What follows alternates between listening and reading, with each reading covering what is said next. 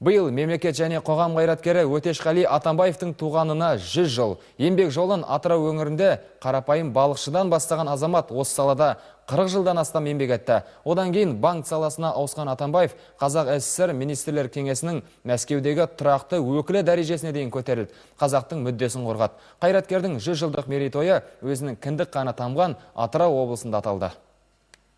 Өтешқали Атамбаев 1910 жылы Гурьев уезінің Орал ауданында дүниеге келген. 15 жасында өңірдегі негізгі кәсіп балықшылықтан бастады еңбек жолын. Білімін жетілдірісімен 1925 жылдан бастап өмірінің соңына дейін экономика саласында қызмет атқарды.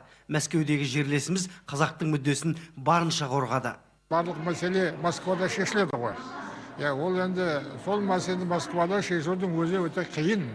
Оны шешу үшін ол адамның өзі бір қасиетті болу керек.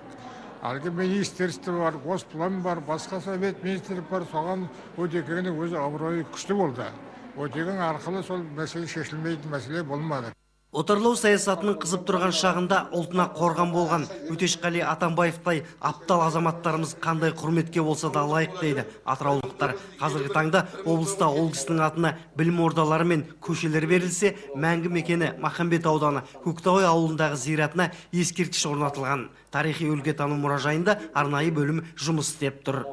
Келген көрермендер осы ағамыздың өмір жолымен, еңбек жолымен осы деректерді, құжаттарды көріп отырып танысуымызға болады. Және осы танысқан әрбір адам ағамыздың өмір жолын келешек ұрпаққа үлгі, ұлтқа мақтан тұтатын салауатты, салиқалы ғұмыр кешкен адам екенін осы көрмемен танысу арқылы біле алады. Өтекеңнің өмірлік жары Зура Ғұбайдоллақызы қазір Мәскеуде тұрады. Қосағы фәниге аттанған 16 жылдан бері жыл сайын Атырауға келіп, ас беріп, жерлестерімен кездесуді үрдіске айналдырған. Ол кісі жоғары мәдениетті, кез келген жағдайда оң шешім қабылдай алатын қабілетті. Кеңестік саясатқа жүйрік тұлға еді. Әсіресе елден келген адамдарға жеке шаруасы болсын, қызмет бабы болсын, көмектеспей тұра алмайтын. Сосын дастархан басына шайға шақырып, елдегі оң жаңалықтарды естігенде өзін аса бақытты сезінуші еді.